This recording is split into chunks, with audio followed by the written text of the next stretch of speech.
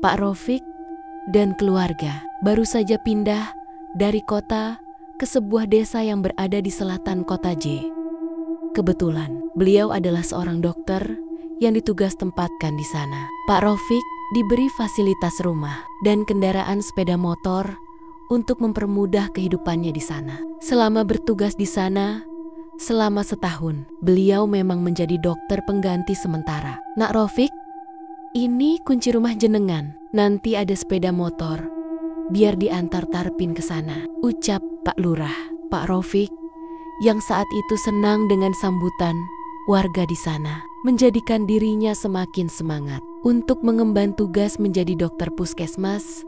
Ya, walau hanya setahun. Tiba di ujung jalan, Pak Rofik beserta istrinya melihat sebuah rumah yang jarak antara rumah warga lainnya agak jauh, kurang lebih berjarak 50 meter.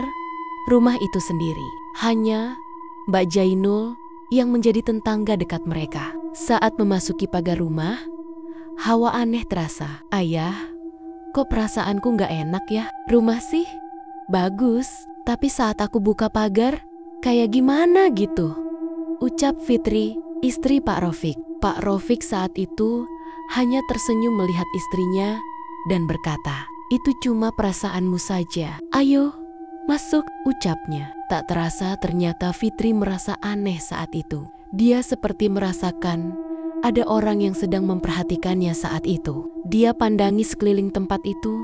Benar saja, di balik pohon ada seseorang yang sedang mengintip. Tak lain adalah Mbah Jainul. "Ayah, itu siapa?" ujar Fitri. Pak Rofik yang saat itu spontan mencari, kemudian mengarahkan wajahnya ke arah yang ditunjuk Fitri. Kemudian Pak Rofik tersenyum.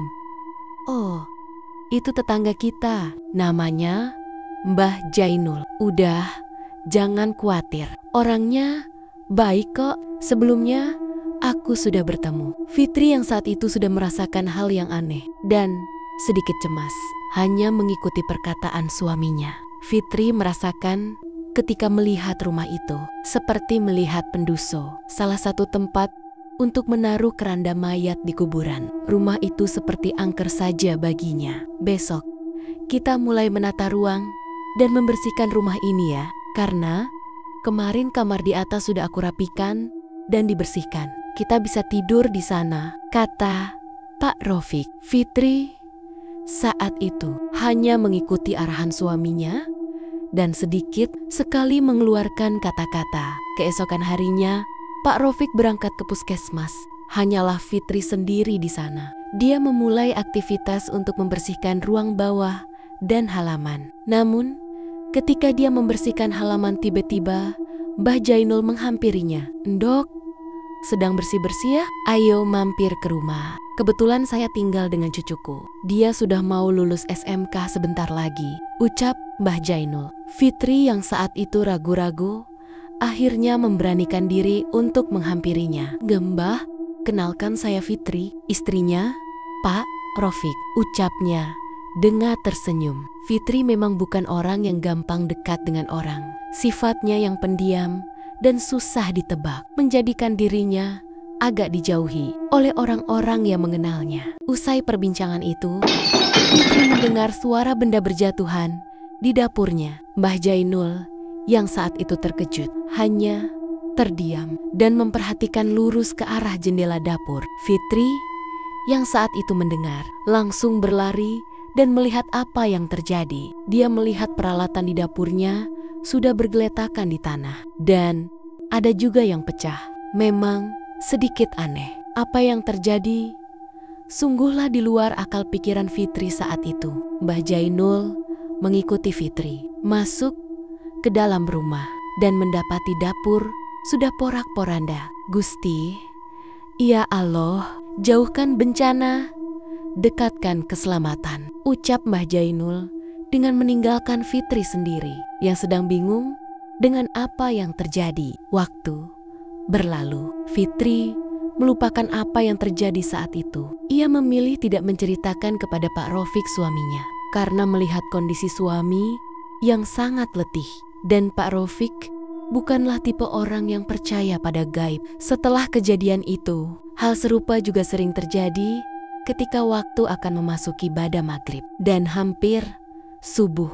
Fitri yang saat itu terkejut langsung bangun dari tempat tidurnya. Fitri dengan perlahan turun ke bawah. Dia perhatikan tiap sudut rumah itu aneh. Mengapa seperti bukan rumahnya saat itu? Dia mencoba menghidupkan lampu, namun lampu tidak ada satupun yang bisa menyala. Untung saja ada senter yang memang digantung pada tembok tangga, yang mungkin disediakan untuk joget jaga saat lampu mati atau kondisi darurat. Ia ambil senter itu dan mulai menyorot tiap sudut ruangan. Saat dia menginjak lantai ruang bawah, dia merasa aneh karena kakinya sedikit basah.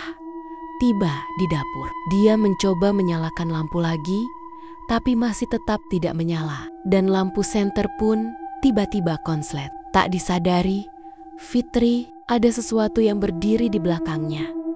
Dan kembali terdengar suara benda jatuh di dapur. Pak Rofik yang saat itu tidur pulas pun ia tinggalkan. Seperti asing baginya saat turun ke bawah. Dia tetap berusaha melihat dengan kegelapan di setiap sudut ruangan dan bergegas ke arah dapur. Ia khawatir rumahnya dimasuki maling. Masih berusaha menyalakan lampu dapur pun, tapi tetap saja tidak bisa menyala. Akhirnya senter menyala. Namun ada sesuatu yang membuat mata Fitri terbelalak. Ketika senter menyorot ke sudut kanan dapur, terlihat sosok pocong hanya separuh badan, dan separuh badannya lagi tenggelam ke dalam tanah. Dia melihat dapur saat itu berubah menjadi tanah. Tangan Fitri sudah gemetaran dan keringat dingin keluar dari tubuhnya. Dia mencoba kembali mengarahkan senter ke sudut itu. Namun di sana sudah tidak ada apa-apa. Kemudian terdengar suara dari belakangnya. "Pergi."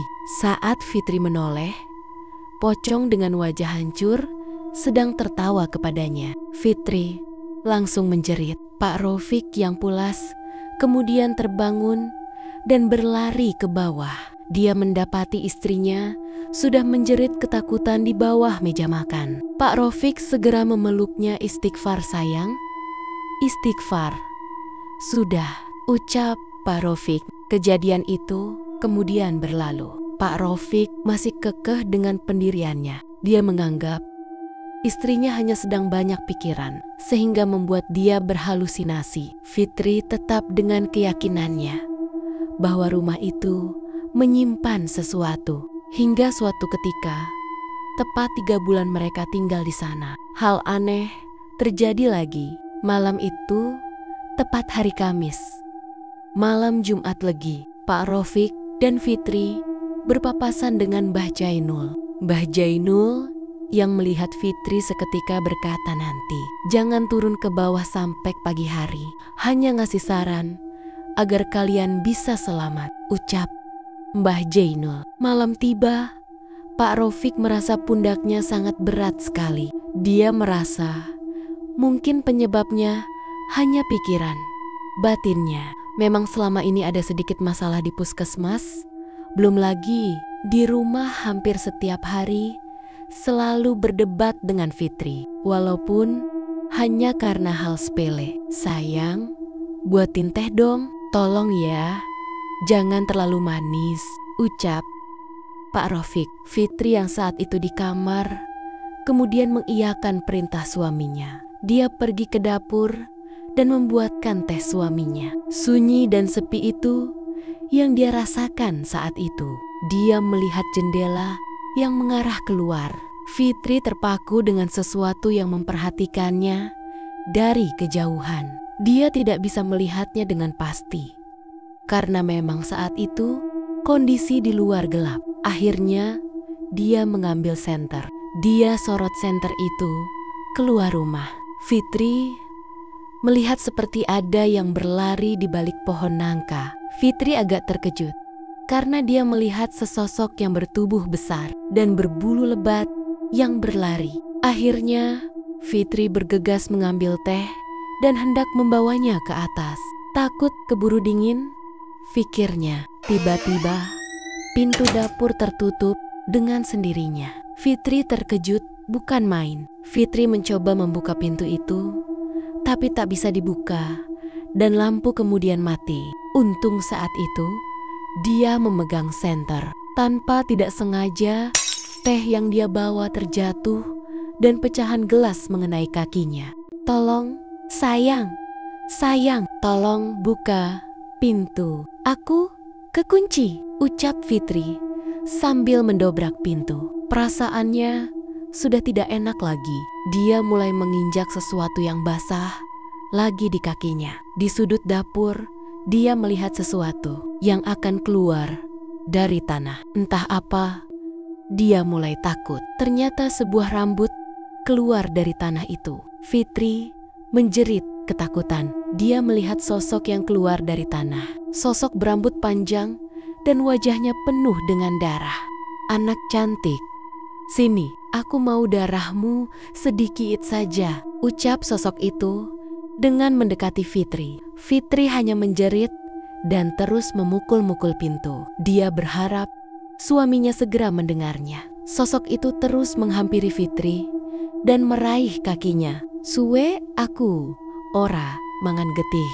Rene cah ayu, getih kentelmu jadi obat luaku selama iki. Sudah lama aku gak makan darah.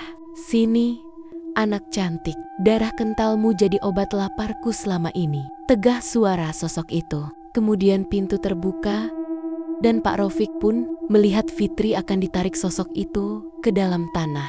Sontak Pak Rofik langsung menarik Fitri dan mengumandangkan azan. Hal itu dia lakukan agar sosok itu segera hilang. Dan benar saja, kumandang azan yang dia ucapkan membuat sosok itu berteriak kepanasan. Sosok itu kepanasan dan berubah bentuk menjadi siluman ular yang berlidah panjang. Kemudian sosok itu masuk lagi ke dalam tanah itu. Suasana langsung kembali normal. Pak Rofik memeluk Fitri. "Maafkan aku sayang, selama ini aku tidak mempercayai kata-katamu," ucap Pak Rofik. Keesokan harinya, mereka bertemu dengan Mbah Jainul dan menanyakan sesuatu mengenai rumah yang ditinggalinya. Waktu itu, rumah kalian ditempati sama keluarga yang garis hidupnya bejo. Pak Samiun namanya. Dia memiliki istri yang namanya Bu Khotimah dan 4 orang anak yang pintar, ucap Mbah Jainul. Saking bejo hidupnya, dia punya sawah dan lahan di mana-mana. Orangnya nggak medit dan loman, ia suka memberi. Petaka itu dimulai ketika dia memperkerjakan seorang pembantu di rumahnya. Namanya Warsinah. Dia bekerja menjadi pembantu di sana. Aku juga mengenalnya. Dia awalnya orang yang baik. Entah mengapa, tiba-tiba dia menjadi seperti itu.